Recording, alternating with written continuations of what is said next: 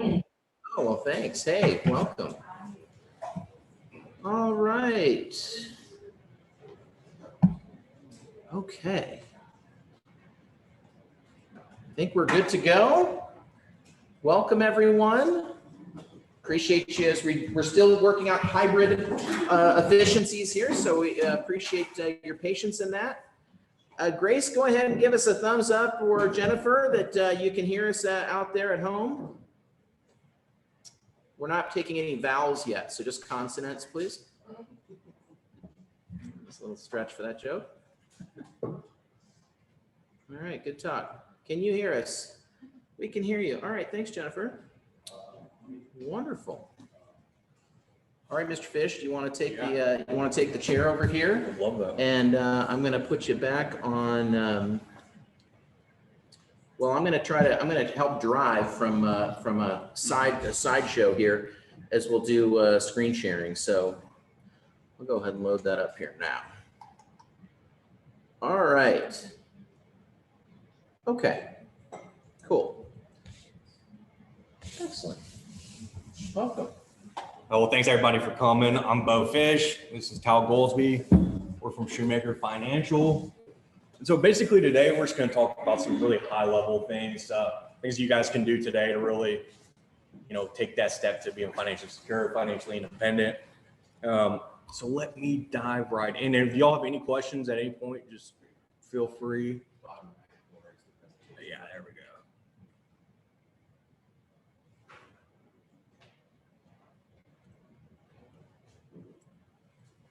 Should be it.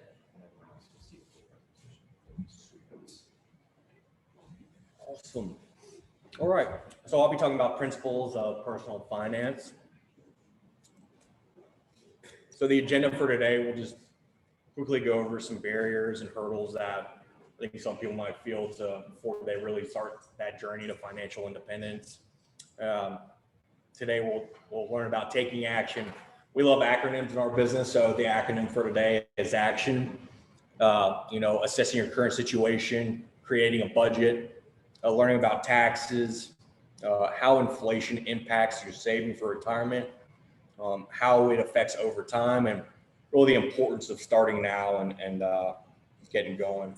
So before I start, y'all have any questions for me? Okay. So some barriers and hurdles that people might face really before they get going on saving for retirement, is debt, taxes, spending too much information, too little, or they really just don't know where to start, right? I think the biggest thing is people just don't really have a sense of direction on what steps to take. And so I think the first step, the most important step, is really establishing some goals and really understanding what you're working towards. And so we want your goals to be specific, challenging and realistic. You want them to be realistic enough that you can accomplish them. You don't want unrealistic goals like, I want a Lamborghini in 3 months or 10 investment properties by the end of the year. But you do want to challenge yourself on setting goals and something to work toward, but they definitely want to be realistic. I'll just figure that out. All right, assessing your situation. So taking the first step, it's really important to just go ahead and start. And so you need to assess your situation, and you need information to assess it. And so basically, understand your income, your monthly bills, and your spending history. We'll go ahead and pass that up. And so when you're trying to figure out how to, manage your money and really what you want to do and how you manage that, you really need to make an educated decision. And so you need to find a way that best suits your situation. So I would encourage y'all to really do some research into companies that you like, investments that you like, and even the people that you invest through. And so I think having the best educated decisions is a great way to start before you just jump in and choose specific investments or companies without really an educated decision. Tal's passing around a budget template that goes to my next point, is creating a budget. And I know this sounds really basic, and most people think that a budget is probably difficult to do or maybe put it off, but it's so valuable to understand what's coming in and what's going out. one thing I've learned and found interesting as a financial advisor is that most people can tell you how much money they make, but most people don't now know exactly what they spend on an annual basis. And so understanding what you're making and also what's coming out gives you such an advantage to understanding on what you can do with hopefully that surplus. And so, like I said, Tal just passed out that budget. I really challenge you guys at some point, sit down and start filling that out. So when you're gathering information to create the budget, get an accurate reflection on what you're spending. So we recommend looking at the previous 2 months, collect information in advance, like what your monthly bills are, insurance, taxes, and like I was saying, compare your expenses to income. And so what we feel that in America where wealth is really created is on a month-to-month basis. And so really where that value comes in is making sure that you have a surplus at the end of every month. And what that means is, are you spending less than what you're bringing in? And so it's really valuable to pay yourself every month to set aside and save and invest and start putting towards your nest egg for retirement. I think another first step that we tell all of our clients to do is establish an emergency fund. And so an emergency fund it's for exactly what it sounds, just any unexpected expenses. And so what we want our clients to do first is get 3 to 6 months of expenses in a liquid account, meaning a savings account or a money market account, something that's easily accessible. Because basically, if you don't have that set aside, then any emergency that comes up can interrupt the savings plan that you're already contributing towards. So we want our clients to have some liquidity if any unexpected thing arises. And so the general rule, like I said, is 3 to 6 months. If it's a one-income household, we definitely recommend 6 months of savings. But if there's 2 incomes or more in the house, then at least 3 months. Yep. So put in a savings account or a money market. So this is a great example on how debt compounds. And I know debt is a big part of all of our lives here in America, but just as an example of credit card debt and really how it can add up. And so $1,000 credit card balance with an 18% interest rate, just making the minimum payments, it took 13 years to pay off that debt. And really, you're just paying interest. And so it's so valuable. This next slide will show if she paid $25 over the minimum payment, it'd go from 13 years down to 2 years. $75 over the minimum payment, it'd be pay 11 months. And so tackling debt the right way has huge effects on basically your income and how much you can save. So we have a method that we call the Snowball Method, and I'll go to the next one, that we recommend our clients to do when they have credit card debt. And basically that's, you can either start with the credit card that has the highest interest rate, pay that down, or the highest or the lowest balance, pay that credit card off. Once that's paid off, move to the next one, and so forth until all your credit cards are paid down. And I think it's a great way to see the impact you're putting towards your debt payments. It's a great way just to start paying down your debt. Taxes. I'm sure everyone's heard this statement by Benjamin Franklin, but it's a valuable one. And in this world, nothing can be certain except death and taxes, and we all know that. And one thing, and Tal will get into how important it is to reduce your taxable income, especially since y'all don't have access to 401k or retirement benefits through your company. But on the bottom part of this, reducing your future taxable income by opening up a Roth or a traditional IRA. Those are a really great way that you guys can start now to reduce your taxable income. So inflation, big reason why I wanted to talk about inflation is it's obviously a topic in the news and we're all hearing about it. And the biggest thing for us as financial advisors is to help our clients invest the money to hopefully stay on pace or above the rate of inflation. So when you're saving for 20 or 30 years, your nest egg will have kept up with inflation, so your buying power stays the same. I think that's really valuable when you're saving for long term and for your retirement, is understanding that inflation has a huge impact. Compared to if you just kept your money in a savings account, inflation can really hurt you in the long run. So here's some figures on, inflation. All right, so over time, I want you guys to actively manage your finances, and I have a nice little acronym here, TIM. Constantly track your income and expenses, inspect your cash flows and outflows, and that's really just stay on top of your expenses. Understanding really what's coming out and sticking to that framework, so you know that at the end of every month, there's a surplus that you can use towards your goals and savings in retirement. And then if there's not, modify your spending behaviors. And, it doesn't have to be drastic things when we talk about modifying your spending habits. And I'll get to an example of that in a second, but this is a really great point, is that being persistent pays off. There's no shortcut to saving and planning to getting rich quickly. It's really that month-to-month saving and planning where it's really effective. And you guys can really, really get ahead and build that nest egg to retire and put towards any goals that you guys have. And slow and steady wins the race. That's such a good point. Develop an investment strategy tailored to your situation. Pay yourself first, meaning once you get paid, immediately put something in a savings account or an investment account. Be diligent on that. And then spending versus investing. And here's an example of daily habits, and we all love coffee.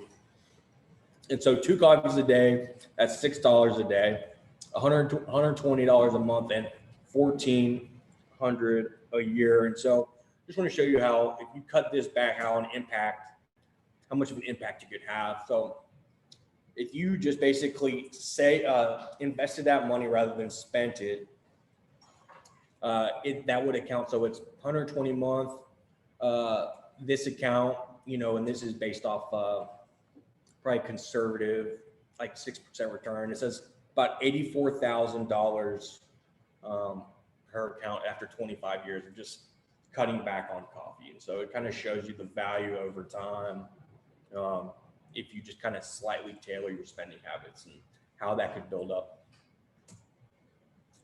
I think the biggest point is that it's really just taking action now. Persistence pays off, and procrastination is the number one reason why most people don't save. And I think that's the biggest thing we do to help people, is we kind of push them to really start saving now and get this stuff going. Now I'm going to pass it over to Tao. Yes. So yeah, I've been doing this for a while, and Beau I get to talk about the fun stuff and actually investing and what everyone thinks that financial advisors do all day long in the stock market and all that stuff. And so we're going to talk about that. But before we do, I want to touch on, just to recap what Beau was saying, because what he just said is by and far way more important than what investments you choose. And everyone thinks that the way that I'm going to create wealth is by investing in the right investments, but actuality, the control of your money is the most important thing. And to speak to y'all directly, because I've taught Dave Ramsey's course a couple of times at churches, and it's weird. It's like an 8-week course. I don't know if anyone's ever gone through the Financial Peace University that Dave's ever put together, but it's 8-week course, and there's homework and forms, and they're asking you more personal questions than anyone has ever asked. And for like maybe 10 minutes, he talks about what happens if you have variable income. The whole 8 weeks is really tuned to you get the same W-2 paycheck every 2 weeks. And I don't think anyone in this room probably lives that way on a month-to-month basis. And so I found it disheartening, the fact that he spent so little time on that. Because here's the problem. As someone who's spent his whole working life in an income that goes up and down every month, and I have no idea what my income is going to be, which my wife has loved tremendously over the last 18 years, but it's hard. And so I live that life too. But how do we plan if I don't know what my income is going to be? And so what you have to treat yourself is you can't be the person with a W-2 income. You have to be a business. You are, in fact, running a business. And so if, let's just say, Walmart has no idea what its revenue is going to be next year, right? So what do? They have cash reserves. They know what their outflow is going to be. They have an estimated idea what their inflow is going to be. And they know if things really go bad, that they can survive a period of time based on the amount of cash reserves they have, or they don't have to just shut all the stores down because business didn't go as planned over the next 6 months. So you as a business owner have to do the same thing. You have to set aside cash, and you have to live on Vienna sausages or cut corners or no coffee or whatever it takes in order to get to the point where you can have 6 months of income set aside. So then all you do is you set yourself up on a salary. Regardless whether you sell 1 home or 20 homes, you get paid the same amount of dollars every month, okay? And then at that point, after 6 months, if you sold 20 homes and in your account, there's way more money than you need to provide 6 months of income, you just give yourself a raise.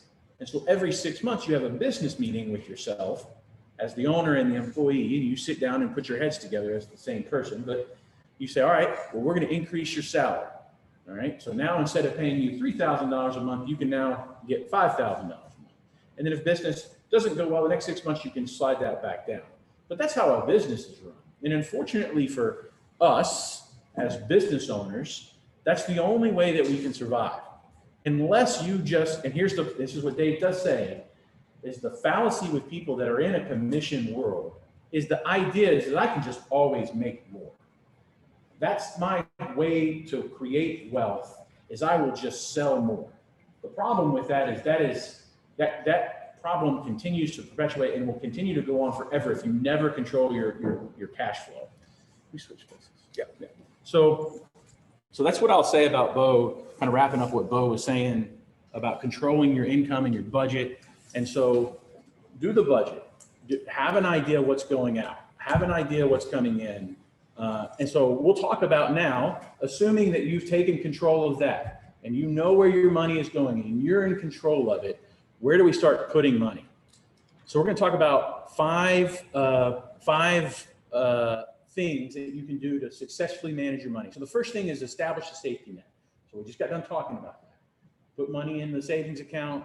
This helps you, if you were to get sick or injured or whatever it is, it helps you prevent catastrophe by the fact that you have 6 months of savings set aside. So have that set aside, create that safety net. That gives you the ability then to take other proactive steps into investing your money, right? And so some people want to skip this step, but then something happens. Life changes. We all had curveballs thrown at us. And if you don't have enough cash in savings, that will ruin the rest of your financial plan. So you have to start here. And it's slow, and it's meticulous. It's not exciting. Cash doesn't grow, but you have to start here. 3 to 6 months like Beau talked about. So going beyond that, so the next step is, what are the other things that I have to consider? Well, I do also have to consider protecting myself. What happens if? What happens if I die? What happens to my family? What happens if I become disabled? What happens if whatever, right? And so I have to have insurances in place to protect you, all right? And so that's something that you have to look at. And then you can start getting into, well, how do I create assets? How do I create wealth? And then we can look at all the fun things that people think we do all day long, which is transferring wealth and going to the next generation. So first thing I'll say is put time on your side, all right? And so we'll talk about this a lot, but you don't get wealthy by picking Apple over Microsoft. You do it by going on and investing it today. And there's a lot of people that we're talking to now that state, well, the market's at an all-time high. Why should I invest now? But I'm sure no one of y'all have ever said, I'm not going to buy the real estate market right now because it's too high. Have y'all hear that? Every day. Every day, right? Is that a good thing? No, and it's not an idea. I moved from Memphis to Nashville 7 years ago, and I said it, coming from Memphis, by the way, the real estate market is not the same in Memphis. I said, these folks are nuts. I'm waiting 2 years. I'm waiting for it to go down. And I got burned 7 years ago, 9 years ago, 7 years ago. I should have bought right when we got here. But I was the idiot too that made that mistake. And so same thing with investing. You can always look at that and say, well, when should I start? I'll find the right time. That will prove that not to be true. I have plenty of time left. This is something, if you're younger, you can always say, well, I'll handle that when I get wealthy. I'll become wealthy when I have money. It doesn't work like that. All right. You got to start now, no matter what you're making. Because if you can't manage $50,000 of income, you will not be able to manage $500,000 of income. Fact. I have clients who have started at $50,000 of income and they saved appropriately. They now have more wealth than my clients who make $500,000 a year that have bad saving tendencies. It's just a fact. And so you have to be able to control, no matter where you are, money in, money out every month. Pay yourself first. So if you look at, and hopefully you guys have seen something like this in the past. So to create $1 million, if let's say you're 20 and you want to have $1 million by the time you're 60, you only have to save $286 a month. Now, given only 10 years, I have to save $5,500 a month. And that is a huge difference. So this is kind of evidence, if you like numbers, to back up what I'm saying, is you have to start now. Because the longer you wait, exponentially that cost to create wealth goes up. You have a shorter time frame, less time for that money to grow. So if we can minimize taxes, that will help me put more money in my pocket. All right. And so there's a lot of strategies that you can utilize. Beau hit on probably the most basic one. And if you want to save, let's just say $6,000 or less a year, like you're just not at the point where you can save more than that, then a Roth or a traditional IRA are just an easy way to go. You don't need to make it any more complicated than that if that's the threshold that you want to save for. All right. And there's nothing wrong with starting there. It's just as good as a 401k or anything else. It's the same tax benefit. Yeah, I mean, there's actually more tax benefits if you look at it deeper. If you want to go above that and start putting this away more than $6,000, that's when you need to talk to someone like Beau or myself. You guys have a lot of opportunities being 1099 folks. There's a lot of other things out there that the government says, hey, we want to take care of our small business owners and the folks that are 1099 that probably don't have access to a huge HCA type 401k. So there's a lot of tax benefits that you can utilize. I have clients that are setting aside $150,000, $200,000 a year tax deferred. Okay, now, that's a pretty rare situation, but you can save anywhere from $6,000 all the way up to $100,000 potentially, depending on what you want to do. All right, so there's a lot of things out there. We could probably spend 8 hours talking about the differences between all these things. I don't think anyone here wants that. Okay, so the only thing I'll say is lean on a professional. If you want just the simplest one, SEP IRA. SEP IRA, if you want to save more than $6,000, allows you to put up to $25,000 of what you report to the IRS you make as income. So if you report $100,000 of net income, you can put $25,000 into a SEP IRA. Pretty basic, up to like $50,000. All right. If you're in that situation, come talk to us. We'll help you because SEP IRA may not be the right thing. There's a lot of other things out there too. But by putting money in tax deferred vehicles, it really does help us. Because if I just put money in an E-Trade account and I pick based on what the guys on Reddit are telling me to trade, and I'm making money, that's awesome. But if I'm getting taxed on that as it grows, it really hurts me. So if I put $10,000 in an account, 35 years later, I'm going to have double the amount of money in that account if I'm able to avoid and defer paying those taxes till down the road. It's a big benefit. So Roth IRAs, traditional IRAs, SEP IRAs, the reason they're important is I get to kick the can down the road of when I'm going to pay taxes. And why does the government allow this? Because they're real good at getting our money. Why do they say y'all can do this? What's the benefit to them? Why do they want us to have money in retirement accounts? I think societal. The systematic destruction of Social Security. What's that? Social Security. They don't want, they want individuals to have their own money. That's right. If they have a bunch of 80-year-olds with no money laying around in the streets, that's problematic society-wise. So they want to incentivize us to take care of ourselves. So it's basically the carrot on the end of the stick that says, hey, we know it's a good idea for you to save money. We'll put skin in the game and say, hey, this is a good idea. So now, and this is where it gets fun. So, well, to me, fun, but whatever. So when your money gets invested, we all know that it grows. But where it gets crazy is if you start early enough, your money can really grow the longer time horizon you have. And so the rule of 72 is a rule. I don't know if anyone's ever heard of that, but basically what it states is that if you take the rate of return that you earn on an investment and you divided it by 72, or you take 72 divided by your rate of return. So let's just say you get 10% on your money. I take 72 divided by 10. In 7.2 years, my money will double.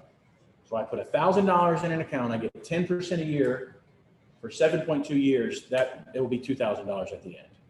All right.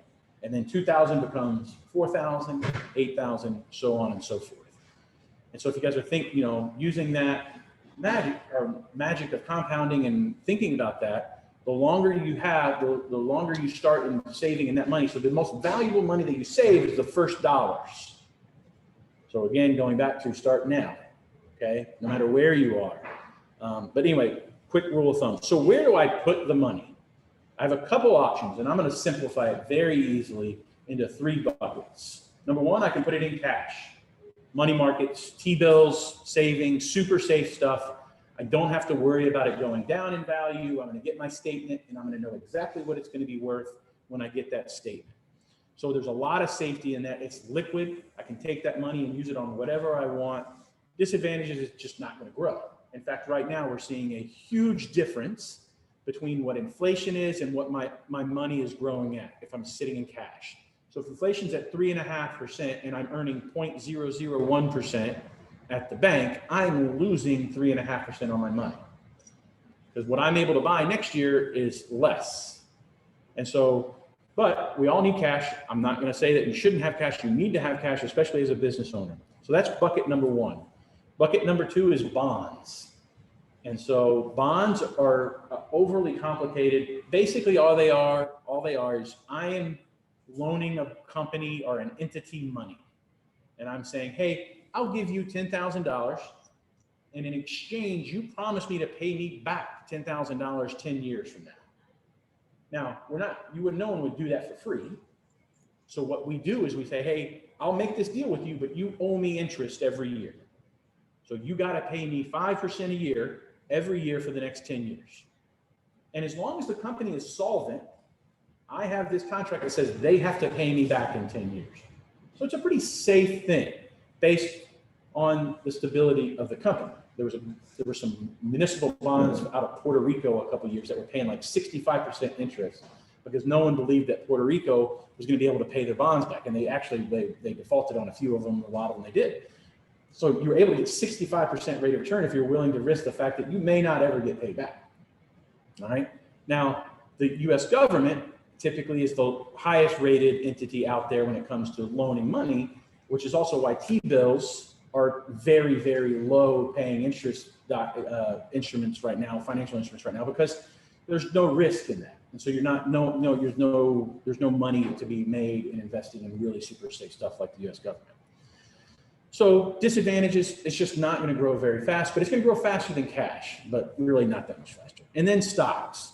So I'm going to take this quick second and just explain what a stock is, because I find that sometimes people don't understand what a stock is. A stock is just a certificate that says I own part of this company. So Apple, you buy a share of Apple stock, you own a share of that company. And your belief is that Apple is going to take all their profits and all the money that they have access to, and they're going to build a great new watch or TV or car or whatever, right? And that they're going to take that money, and because they're able to take the money they have access to and invest it in a plant or technology or whatever it is, they're going to be able to grow that money faster than if it was sitting in my bank account or sitting at, wherever in a bond. And so you're saying, I believe Apple will be able to take the capital that they have on hand and grow it pretty quickly. right? And so I buy Apple over Microsoft because I think Apple can do better than Microsoft.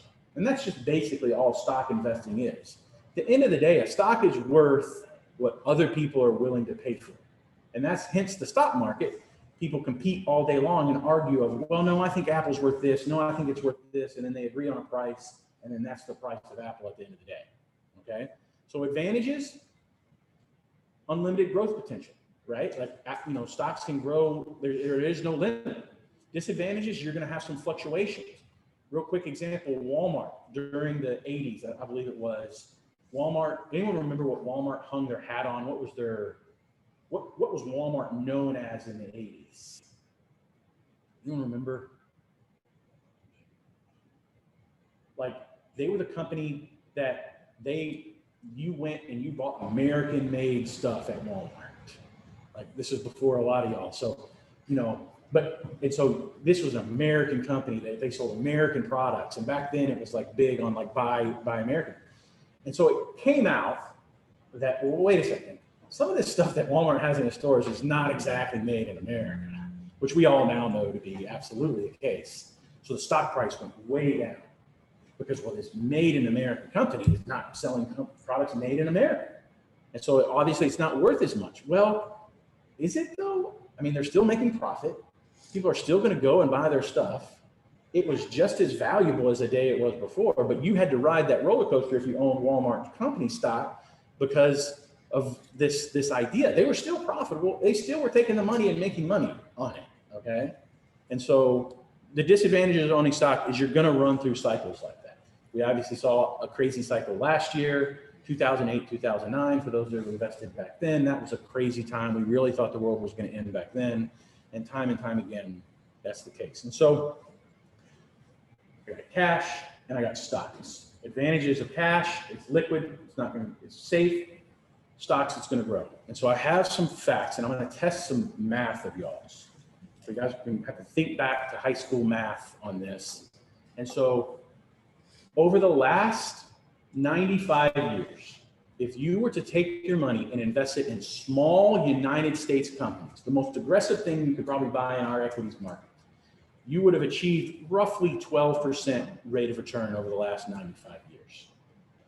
Conversely, the T-bill average rate of return over that same period of time was 3.5%. So 3.5% T-bills, 12% small company stocks. All right. If we say you're going to invest $1, all right, in each, what's the price difference today versus the T-bill and U.S. company stocks? So I'll give you a hint. All right. The T-bill went from $1 to $21. Okay, so it doubled several times during 95 years. What is the U.S. stock, small stock valued at? I got 4 times the rate of return. $1 became $21. What is the U.S. stock, small company? So I'm testing math here. Anyone have a guess? In fact, I'll sweeten the pot. I have a $20 gift card, whoever gets closest. Math teachers never did that. $1 million? I wish. Only $1. Only $1. Started with $1. 3,000? 20, how long? 95 years. 12%. You said 22. 22? Good guess. Any other guess takers? 25. 25. Now we're playing Price is Right. We're 25 and 1. I said 20. 20, 25. I have a He does have a gift card. so it doesn't hurt to guess. 285. 285. I like that. All right, 25 wins. So it became $1 became $40,000. Who was closest? I'll pass it out. Yeah, here, I think it's back over. I think you said 25, right? Didn't you? Me? Yeah, Oh, I said $22. 22. I think that was closest. Yeah. All right. So, and the reason I'm pointing this out is because, and this is the same thing y'all are telling people. Yeah, the market's high right now relative to where it was a few years ago. But do you really care where the market was today, 30 years from now? You're not. And you're going to miss the opportunity potentially to get in if you don't do it now. Same thing in our world. So you need to get your money starting or working for you as soon as possible. Because if you let it sit there, you will win over the long run. Now, here's the problem with that, is we're human. And last year, we saw some crazy stuff. And you could easily start connecting dots. Well, if we shut down the economy, then that's going to trickle down. Interest rates are going to go up. Housing prices are going to down. I'm never going to sell another house. And the economy is just going to fall apart. And no one's going to have any money. And we're going to be like planting potatoes in our backyard, which literally we saw people doing, right? Like growing vegetable gardens in their backyard because they were worried we're going to run out of food and toilet paper and everything else. And so we as humans, we know this to be true. We know that this is true, that it's going to appreciate over time, but we get caught up in this, which is the inner year just stuff that we start to hear, right? The news. We hear Uncle Bob tell us at Thanksgiving that, oh, the world's coming, going down a handbasket and it's all going to crumble down. We start to get worried about our money because this is all the money we have in the world. And so we start to worry.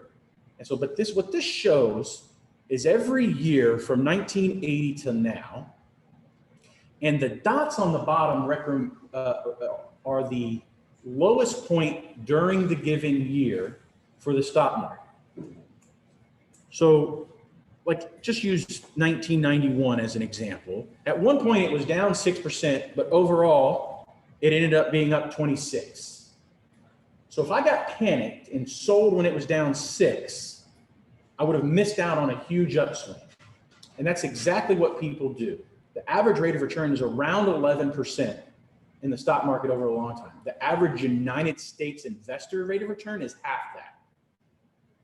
And why is that? Because they sell when things are bad. Things go down, they get out. They're like, I got to get out. It's going to go down. I'm going to lose everything. And then when do they buy? When everything's great, like right now. And so what happens is the opposite of what Gordon Gekko told us, for those who understand that reference. So we got to just stay in the market. And to prove that point, on the far left is the averages in the range of stocks and bonds and blended returns over 1 year, 5 year, 10, and 20 years. It's not volatile if you give it time. But in the moment, even in a year, which is actually not even that short of a time horizon, it's still volatile. And so you can't look at it, well, what did my investment do over the last year? So we saw fear last spring. Now we're seeing greed. People are like, well, my buddy got 25%, and I only got 20. I'm losing money. I'm not in the best thing. And so greed is now driving people, right? Greed is driving people to start to chase things that they shouldn't chase. And so what they start to do is make irrational decisions and try to get in and out, and that just doesn't work. If you're an investor and you invested from 1926 to 2019, you would have taken $1,000 to $9 million. But if you missed the best 37 days in the market during that 90 years, you only would have $68,000. That's a big difference. And 37 days in 90 years is not that much time. But guess when the best days in the market happen? When things are at the worst, after catastrophes, after bad things. And so if you're reading the tea leaves and listening to the clowns on TV, and they're telling you this is bad, guess what? They're making a lot of money on you because they're selling advertising, and they want you to be tuned in and they want you to be scared to death. All right. And that's not a political statement. That's just a thing. That's just the truth. That's how they make money. And so if you're listening to that, you're feeding into it, you make a decision with your own money, you're going to end up being in the second category, and that's not good. So you got to tune it all out. You got to not listen. And you also, crypto is a big thing right now. And I'll hit on this just for a second. And I feel like crypto is greed that's driving people to try to gain unrealistic rate of returns on their money.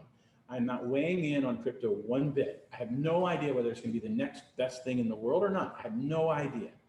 I just know it's not sustainable for that money to just double and double and double and double again in perpetuity.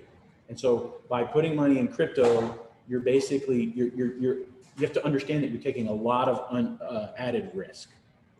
So what do I need to do? I need to diversify. I need to put my money in a bunch of different things. I need to spread it out, and I need to forget about it. I need to, obviously, I'm going to advocate for you hiring a professional. You don't have to, but we're really good at our job. No bias there, but whatever, we're good. And so you hire a professional, let them manage it. If I sell my home, I'm going to buy a realtor. When you invest money, you need to hire a financial advisor, no different. We'll spend some time talking about dollar cost averaging too, real quickly. And so dollar cost averaging, this is key. You need to set up a systematic savings plan. Don't wait until you sell a home to invest. Pay yourself a salary, and part of that salary needs to go monthly into, like every other bill, into a savings account. All right. Don't wait until you have a month where you sell 3 homes when you didn't sell a home in the previous 2. Don't wait to there and then save. Set yourself up a salary and start plugging away a monthly bill, right? The gas company doesn't let you pay the bill whenever you sell a home. They want their money now. Treat yourself as the same type of thing, right? I know that's easier said than done. I get it. I know that I'm saying stuff like just do that. But I'm telling you, if you can control your money like that, you will become more successful personally, but also your business will be more secure. You'll have more staying power. You'll be able to invest more in marketing. You're going to run your business more effectively. Dollar cost averaging. And so if you try to pick when you invest, it doesn't work out as well if you just invest the same amount of money each month. And so I'm not going to get into dollar cost averaging. It's kind of nerdy, whatever. And so you have this presentation. If you want to talk about dollar cost averaging, you can read more about it on this slide. So the only thing, the last thing I'll say is when you invest, you have to know what type of roller coaster you're getting on, okay? I made the mistake at Dollywood this year. I put my 9-year-old on the mine train, and she asked, does it go upside down? I said, nah, it went upside down. She was not happy with me after the fact, and she refused to go on any roller coaster the rest of the day. In fact, she still says that she's never going to go on a roller coaster again. She got off roller coasters. So you have to know what type of roller coaster you're getting on, and you have to know this sucker may go upside down, all right? And understand that might be how the ride works. So you need to know yourself.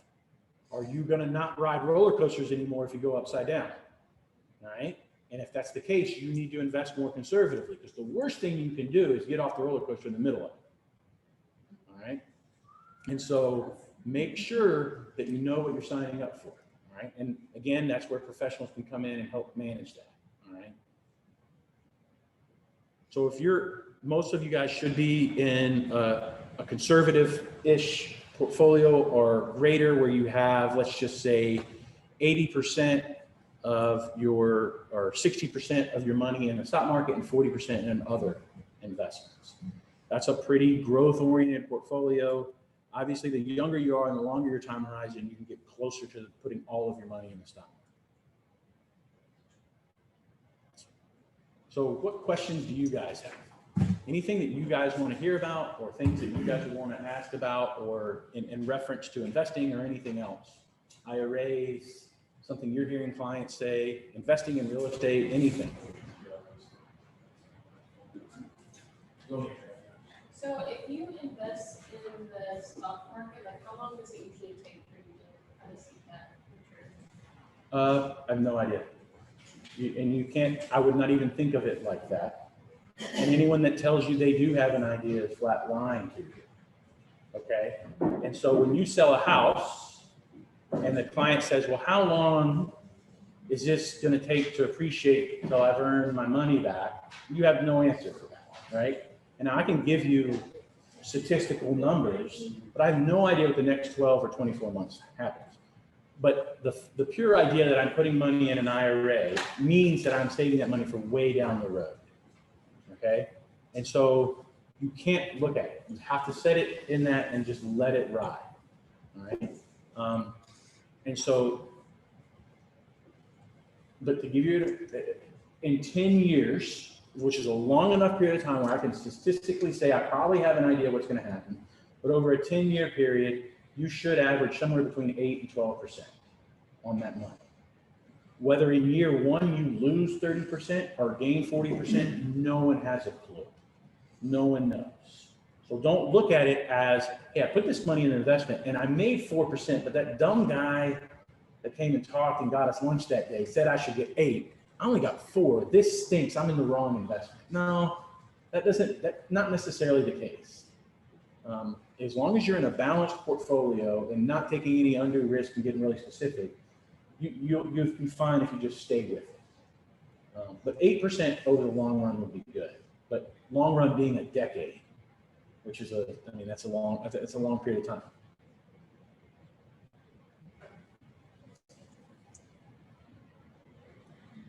Other question? I'll share.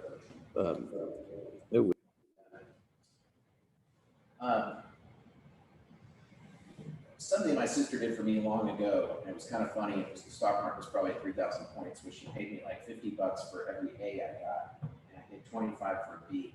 She's like, I'm going to get you in this thing called a mutual fund with 20th Century back in the day, and it was one of the coolest things that was ever done for me that I didn't know how cool it was. And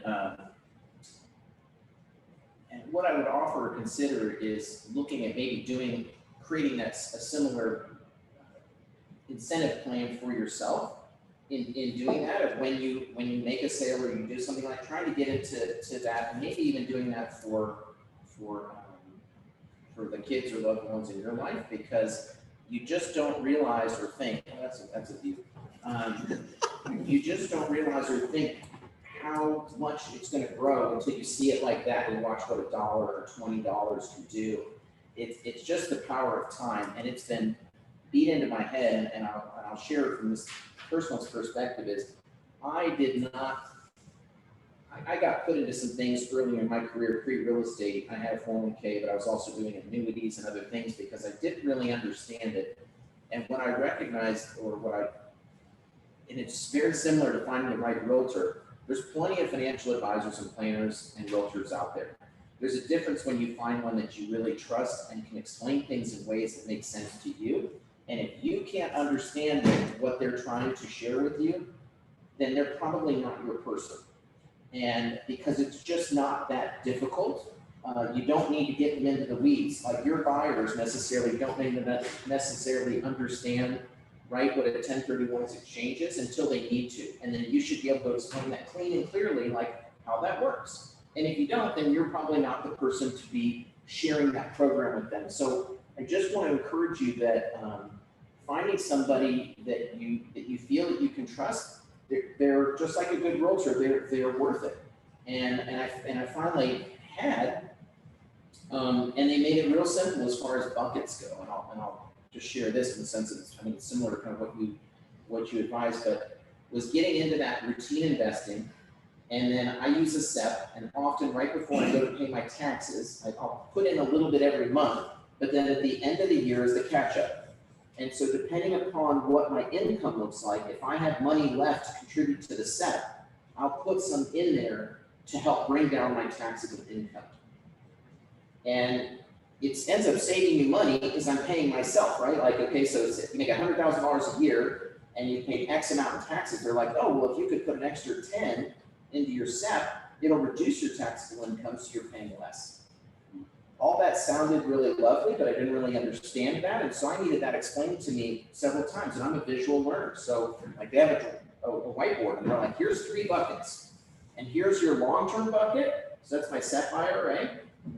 Here is your middle bucket, which is where you're going to put extra cash that earns a better return than in your pillow, right? But that's accessible. So when I want to go buy an investment property or I have something, and then of course is your emergency savings. And it kind of just made it easier when I looked at like 3 simple buckets. I love, like, as you said it there, and Diligence even made it really easy in giving you those places to do that.